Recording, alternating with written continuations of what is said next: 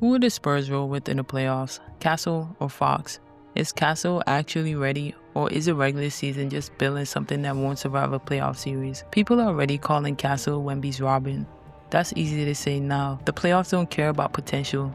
A series shrinks everything: space, time, patience. That's when you find out who can actually live next to Wemby when the possession tightens and the defense knows what's coming. For stretches, the Spurs lean too heavily on Wemby, not just to score, not just to protect the rim, to organize everything. Bring it up, read the help, reset the action, bail out the clock. That's not offense, that's dependency. Teams lean into it, load up early, get physical, force someone else to create something clean late. Too often the Spurs stall. So the Fox trade wasn't cosmetic, it was structural. In 17 games after arriving last season, Fox averaged about 20 points, 7 assists, and 4 rebounds, along with 1.5 steals. He shot 44.6% from the field and nearly 82% from the line. It wasn't an explosion, it was stabilization. Fox gives you something real when the possession breaks. A pull-up, a paint touch, a control read against a switch. That alone changes how aggressively defenses can overload Wemby. And now with another all-star nod, that validation isn't theoretical anymore. Fox for the win!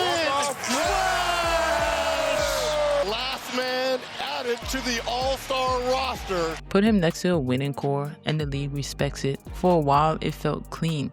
Wemby's your centerpiece, but Fox closes the deal.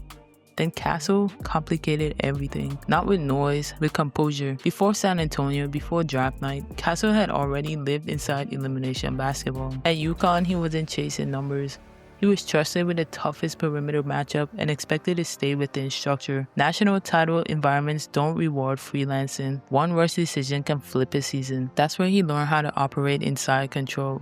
Quick reads, no wasted dribbles. Make the same play before the defense loads up. That wiring shows up now. March 2025 didn't look like a random heater moment, even though the numbers were loud. 19.5 points, almost 5 assists, 4 rebounds over 17 games, shooting at least 45.6 from the field. It looked like a guard whose pace finally matched the NBA speed. And this season, when their scoring normalized to about 16.5 points with 7 assists and 5 rebounds per game, the control didn't disappear. It grew. The drop wasn't a collapse, it was regression from a hot month, combined with defenses now sitting on his drives and daring him to shoot. His assist numbers are up, his usage is higher, his overall impact is steady. That's not a sophomore slump, that's evolution. And when Wemby's on the floor this season, the Spurs sit around 116.9 offensive rating with 111.7 defensive rating. Castle leads the team in assists in those lineups. The offense looks more organized, the ball moves earlier. Wemby doesn't have to initiate every possession. Castle makes Wemby's nights easier. He brought that structure with him. The question is whether it holds in May. This is where the separation really shows. Castle, Wemby raises a baseline. The offense flows cleaner over 48 minutes. There's less late clock scrambling.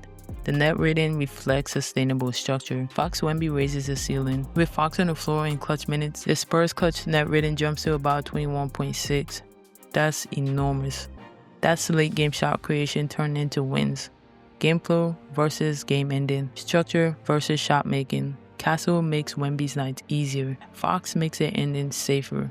There's another layer to this. In a playoff series, teams hunt matchups. If Fox gets dragged into repeated defensive actions, Wemby rotates more, cleans more, covers more space. That's a workload San Antonio originally tried to reduce. Castle is harder to isolate, bigger, more switchable, comfortable guarding across positions. That reduces strain on the back line. But playoff basketball doesn't test averages, it tests decision making. Teams will go under screens, they'll crowd his lanes, they'll dare him to make the tough pull-up instead of the early pass. If Castle stays composed, the structure holds. If he speeds up with 2 possessions, momentum flips. Fox has already lived in that coverage. Castle hasn't yet. Fox is a guard you buy for certainty. About 20-7 after the trade, an all-star nod on a winner, and a 21.6 clutch net rating. Castle is a guard you build for the Wemby era, and the growth is real. But if the playoffs started tomorrow, I'm rolling with Fox. Because in a series when the possession breaks and the defense takes away your first option, I trust a guy who's already seen that coverage. Castle might be the long-term fit. Fox is the one I trust to survive May right now. That's the difference. Please let me know, who would you rather, Castle or Fox? Please Please leave your comments down below. And if you like this video, please click the like button. And thank you guys for the one that already subscribed. It's really appreciated. Thank you. Peace.